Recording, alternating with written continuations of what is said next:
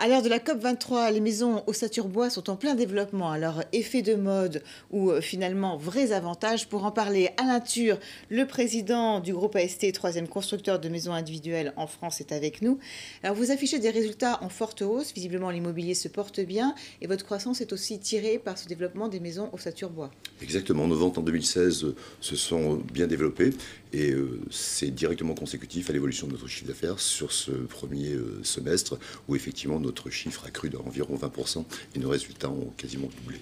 Qu'est-ce qu'elles ont de spécifique justement ces maisons ossature bois? Parce que parfois quand on les regarde, elles sont pas forcément en bois de l'extérieur. Qu'est-ce que ça apporte d'avoir une ossature en bois? Alors c'est justement l'ossature et l'ossature n'est pas visible parce qu'elle est revêtue d'un revêtement enduit ciment extérieur et donc tout à fait invisible dans l'environnement. Donc on ne sait pas que c'est une maison ossature bois.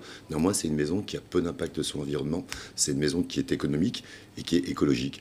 Et tout ça dans un environnement prix qui est accessible à des primo-accédants. Donc c'est moins cher qu'une maison classique ou pas forcément? C'est pas moins cher, en tout cas c'est pour un prix équivalent. Aujourd'hui on peut se payer une maison ossature bois. Et après donc on aura des avantages effectivement donc en termes de thermie, en termes d'environnement, donc elles sont moins polluantes ces maisons. Une maison voilà, qui a moins d'impact sur son environnement et qui consomme moins d'énergie parce qu'elle est globalement 2 fois mieux isolée qu'une maison en traditionnelle. Beaucoup mieux isolée. Alors pourtant tout ça risque peut-être de changer, hein, votre croissance, est-ce qu'elle risque pas d'être remise en question, notamment avec les réformes du gouvernement en matière d'immobilier? On sait qu'il y en a beaucoup et une qui devrait vous toucher, c'est donc celle qui concerne le fameux PTZ, hein, le prêt à taux zéro. Alors certes, il va être reconduit, on a eu peur que ce ne soit pas le cas, mais il ne va être reconduit que pour les zones tendues. Est-ce que ça ne va pas finalement être un désavantage pour vous? Alors par définition, une maison individuelle se construit plutôt à la campagne et plutôt dans des zones détendues, et en l'occurrence plutôt sur les zones C qui vont être terriblement touchées, puisque globalement de 40% que pouvait financer un prêt à taux zéro, aujourd'hui il ne pourra être accessible qu'à hauteur de 20% pour nos clients.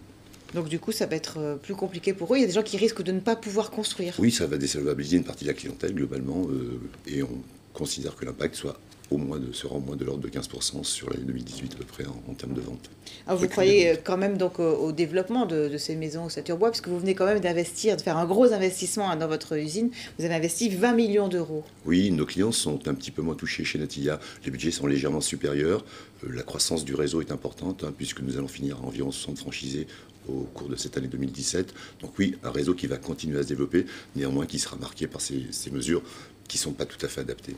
De manière générale, comment est-ce que vous voyez justement le marché de l'immobilier, de la construction? Est-ce que vous avez le sentiment aujourd'hui qu'on est effectivement en phase de redémarrage, qu'on est porté par cette croissance dont on nous parle beaucoup? Oui, alors en tout état de cause, on est plutôt sur un besoin structurel. Donc incontestablement, toutes les mesures qui vont venir défavoriser une partie de la clientèle, et notamment la primo-accession, sont défavorables.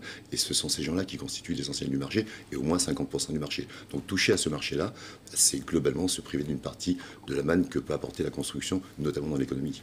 Mais vous, est-ce que vos carnets de commandes sont remplis aujourd'hui? Oui, nos carnets de commandes sont remplis. Effectivement, on est optimiste, on est serein, mais on est vigilant. Voilà, donc il va falloir qu'on soit sur cette année 2018 en pleine adaptation. Il va falloir augmenter notre visibilité, conquérir plus de prospects pour que finalement nos ventes ne soient pas dégradées au cours de cette année. D'une manière générale, donc même si vous êtes défavorisé par la politique du gouvernement sur l'immobilier, qu'est-ce que vous pensez des autres mesures? Elles vont plutôt dans le bon sens? Oui, elles vont plutôt dans le bon sens. Là, le maintien de la loi Pinel, oui, va favoriser le développement de la promotion immobilière, même si là aussi il y a quelques petits bémols qu'il va falloir surveiller au cours de 2018. Enfin, sur l'ensemble en tout cas des mesures, elles vont plutôt dans le bon sens, mais incontestablement, le logement et l'accès au logement de ces personnes-là est extrêmement important, puisque au-delà d'un toit, c'est aussi une façon de capitaliser à terme pour la retraite, et c'est indispensable pour nos clients, puisque finalement, quand on est à la retraite, c'est salaire divisé par 2 et loyer multiplié par 2 si on n'est pas propriétaire. Donc il y a plus qu'un problème aujourd'hui, il y a un problème demain si on ne le règle pas aujourd'hui.